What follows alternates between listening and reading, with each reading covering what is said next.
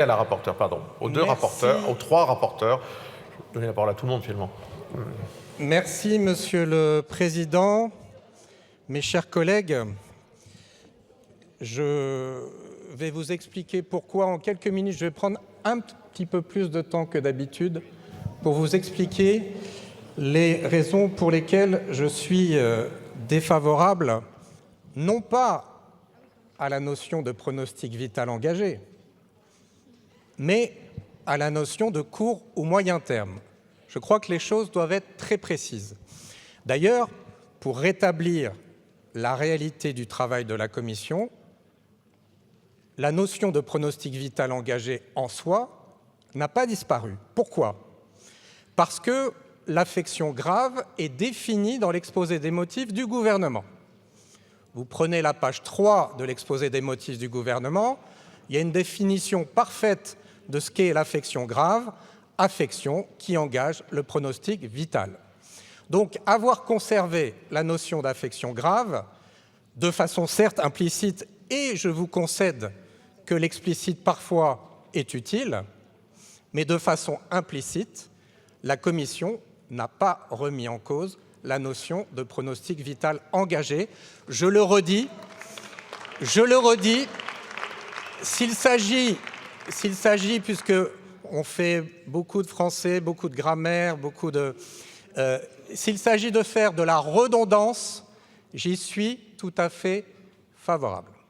En revanche, ce à quoi je suis totalement défavorable, et je vous dis avec toute ma conviction, vous avez eu l'occasion de constater qu'à certains moments, j'étais moi-même dans le doute, même si je travaille beaucoup sur le sujet depuis de nombreuses années, il y a des sujets où je pouvais douter.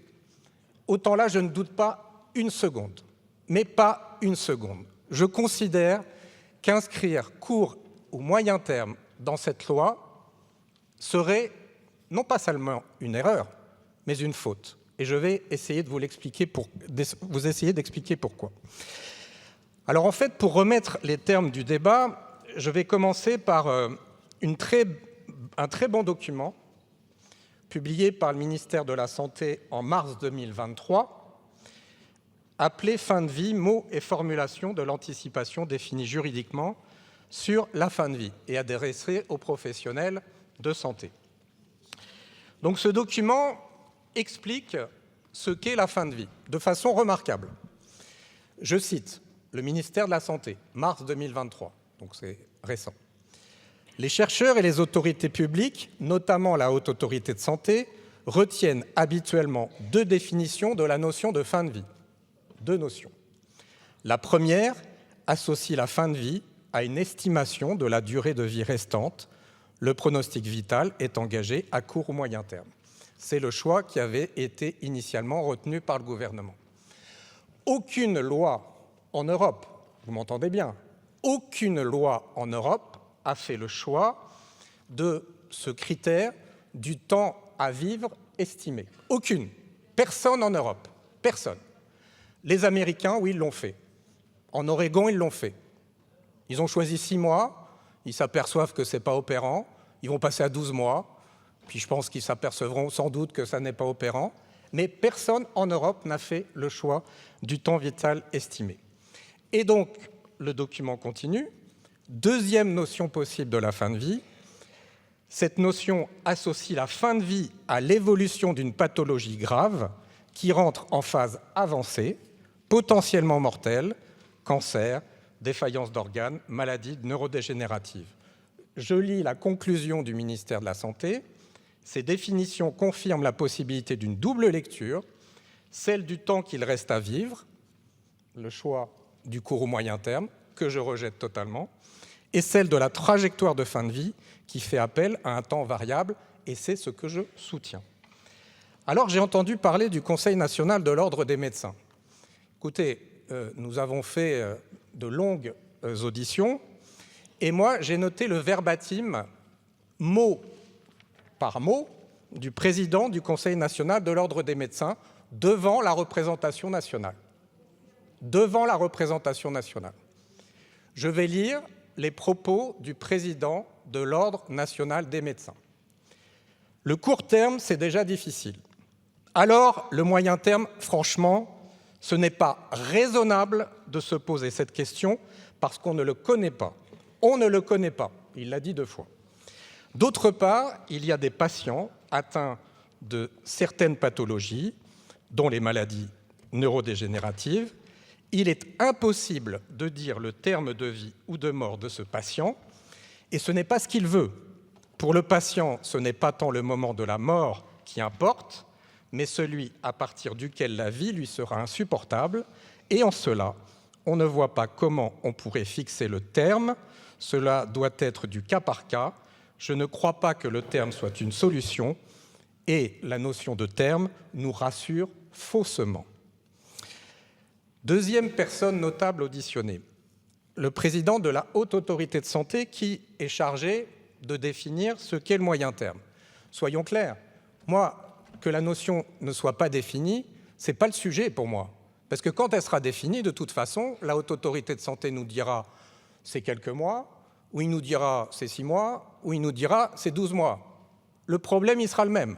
Donc le fait que la notion soit indéfinie aujourd'hui n'est pas le sujet. Le problème, c'est que on va vouloir établir un critère sur le temps qu'il reste à vivre. C'est-à-dire qu'on va vouloir, et je salue la cohérence de Philippe Juvin, on n'a pas toujours été d'accord durant ce débat, mais vouloir, c'est quand même assez... Faut quand même oser de vouloir demander à un médecin d'être un devin. Demander à un médecin d'être un devin, parce que là, ça relève presque de la magie, de pouvoir estimer, cas par cas, quel est le temps qu'il reste à vivre. Moi, je préfère qu'on fasse du médecin, non pas un devin, mais un expert. Un expert, et je vais vous lire ce que nous a dit le président de la Haute Autorité de Santé devant la représentation nationale. Est-ce qu'il faut inscrire un délai ? Je considère qu'il n'en faut pas, qu'il faut laisser ce délai en termes d'appréciation cas par cas. Parce que si nous allons sur le délai, on peut imaginer également les imprécisions et des contentieux que vous pourrez rencontrer si jamais ce délai était franchi. Concernant le moyen terme, nous avons rapidement balayé la littérature scientifique sur le donné, je dis bien rapidement. On n'a pas trouvé actuellement de disposition sur le plan du droit comparé au niveau international où cette notion de moyen terme était vraiment décrite ou définie. Et c'est ça qu'on veut nous faire voter ?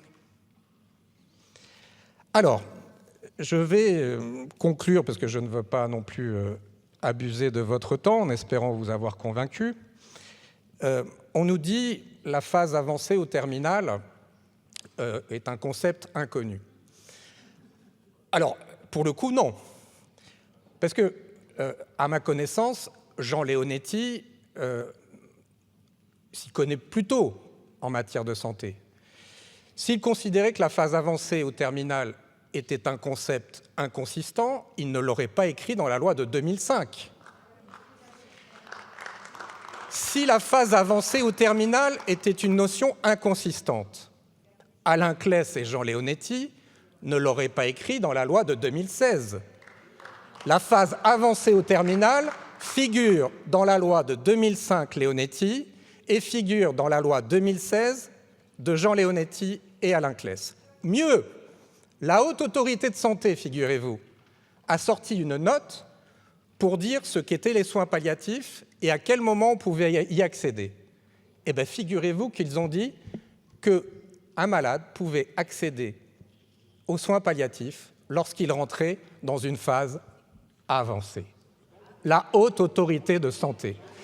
Alors, la Haute Autorité de Santé dit le moyen terme, on ne se connaît pas. Par contre, la phase avancée, ils connaissent. Et puis, on me dit la phase avancée, ça n'existe pas. Mais bon, quand je lis l'amendement du gouvernement, l'exposé des motifs, on nous dit que ça va élargir à des maladies neurodégénératives.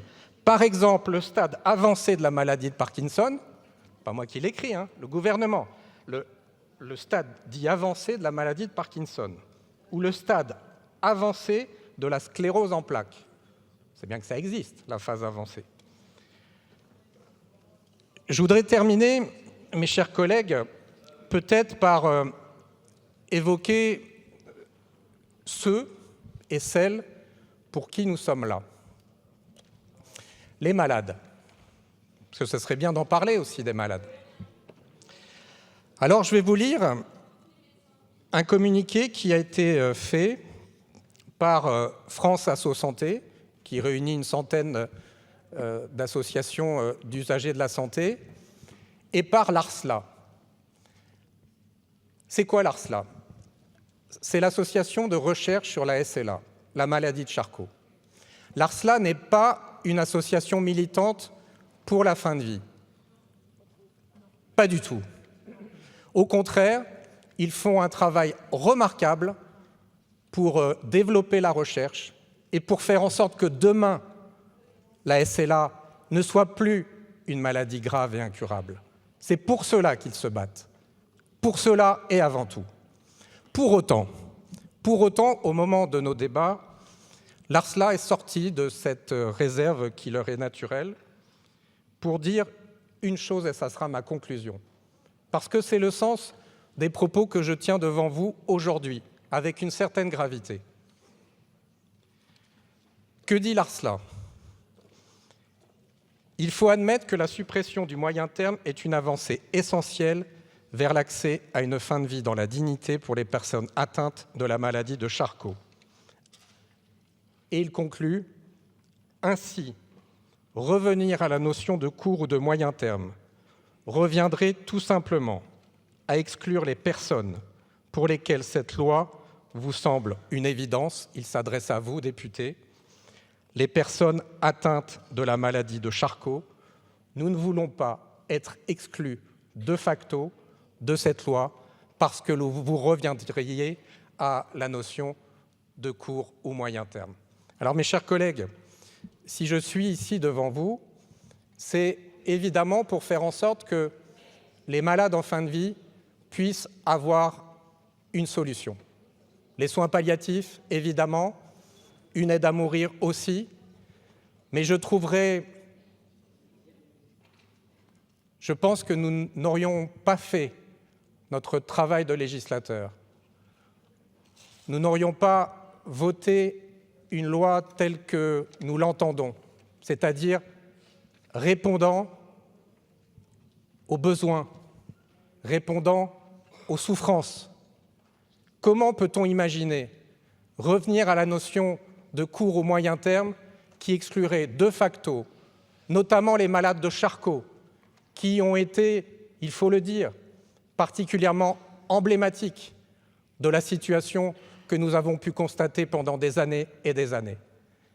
Alors, mes chers collègues, c'est la raison pour laquelle je suis très défavorable à l'amendement du gouvernement.